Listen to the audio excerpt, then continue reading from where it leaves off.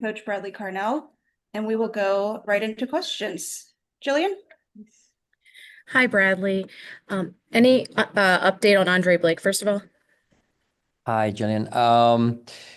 Yes, what we're hearing is a hamstring injury that puts him out for the next couple of weeks. Don't want to give it an exact timeline, but these types of things, take whatever, 2, 3, 4, whatever weeks it might be. So, we're expecting, Rick to take over the reins for the next couple of games.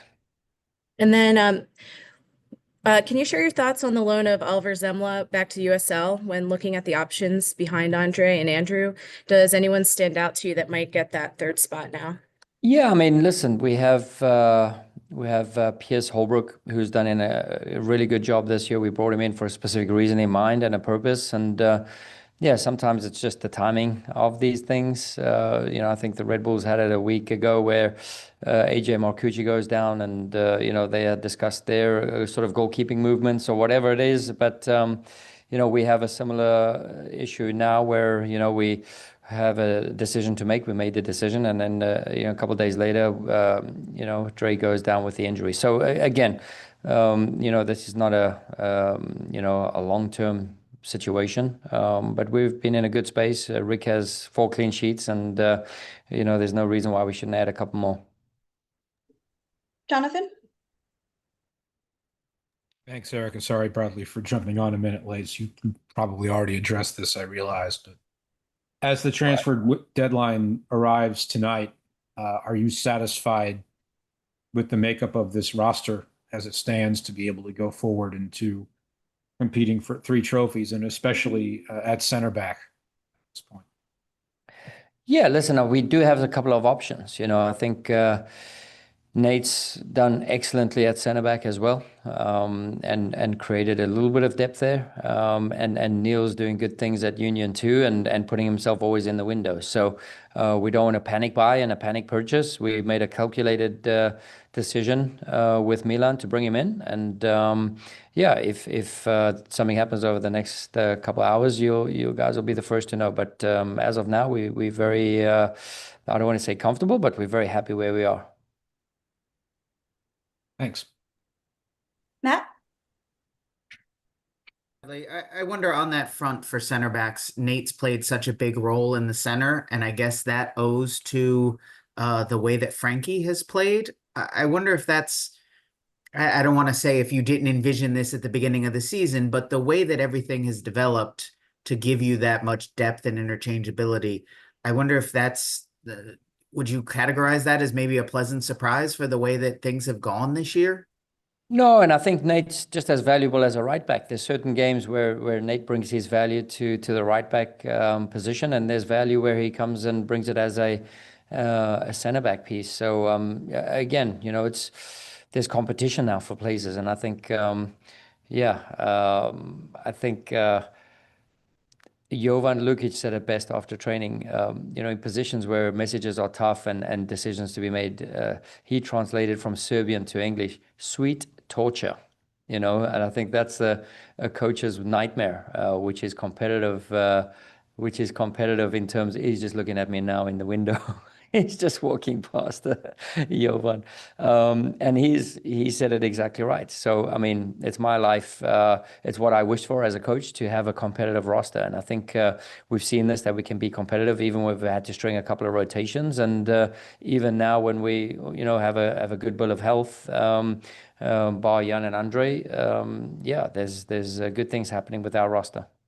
And I take it, do you still feel like you have the depth to play those kinds of opportunities where maybe it's a day where Nate is a good matchup at right back? Do you still feel like you have the depth where you can play those kinds of matchups and those advantages right now? Sure, 100%. Yeah, no, you're talking opponent dependent, right? Yeah. Like Opposition dependent. if there's Yeah. a game where you think that Nate is a good matchup at right Sure, back. sure, 100%. I mean, Nate brings so many qualities, just his human quality on and off the field, but then also, he's really good in the air. He's at set pieces, he's a big weapon for us. So, I mean, there's many advantages to having Nate in the lineup, or even Frankie for different reasons in the lineup. So yeah. Jillian? All right, with Chicago Fire, they have 7 road wins this year compared to only 4 at home. What have you seen on film that makes them better on the road than at home?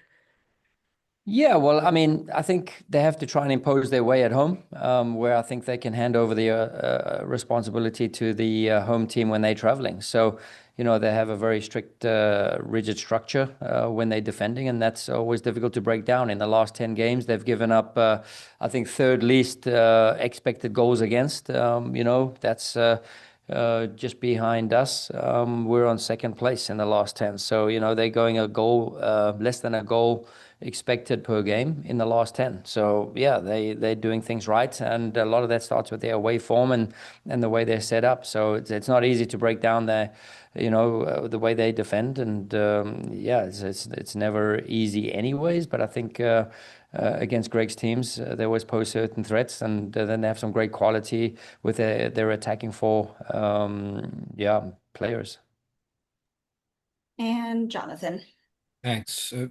How do you measure Greg's impact on this Fire team from what you've seen on tape before? I'm sure you've crossed paths with him plenty of times over the years. He had a bit of a point to prove, I think, to a lot of people this year coming into the Fire, and they've put together some really nice performances lately. Are you seeing his imprint on his Sure. team?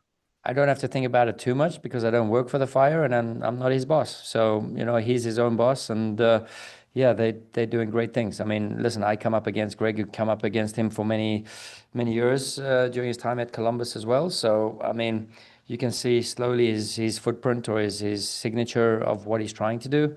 So yeah, credit to him. But yeah, I don't lose too much sleep, you know, thinking how good it's been. And we will wrap up with Matt DeGeorge. Hey, Bradley, you guys have had success being the team on top of the standings and being chased for a lot of the summer. I wonder if this little fluctuation of being out of the top spot alters anything mentality-wise, or is it just the normal fluctuations of a season? How do you guys view that? Yeah, I felt our guys have been comfortable being, you know, being the hunted, but our messaging internally has always been stay the hunters. So even in match day 17 onwards, match day 18 through now, you know, we've kept a little tally where we actually rank up in the league, and we haven't been at number 1. So, you know, we've had a mindset of being the hunters, and that's the way we approach the training sessions. You know, we want to train. I think, you know, like Alex Ferguson said it best, you know, train in order to achieve and be number 1, you have to train like number 2. So we had our biggest loads of the year these last 2 days, and credit to the boys for, you know, 1, showing a response from the loss, and 2, just getting down to the grinding again, just getting out to the work. And there's been nothing wrong, nothing broken. We lose a game, we had a penalty chance to win the game or to score a goal and take the lead, you know, and then we concede a goal and lose the game. So, you know, we're doing great things. Our defensive metrics are through the roof. They're incredible. The way the group commits to defending, and that starts at the front with Bruno and Ty and Mika and all the guys up top. And then the way the backline's handling, you know, adversity and being in tough spots. Credit to the group. And now we're, you know, on the sort of end of the section here on the downhill towards the end of the league. And still, you know, both boxes, we've had some pretty good returns. So there's by no means that we have to shy away from responsibility or even excitement about what's to come, because the boys have done great things. All right. Thank you, Bradley. Thanks, everyone.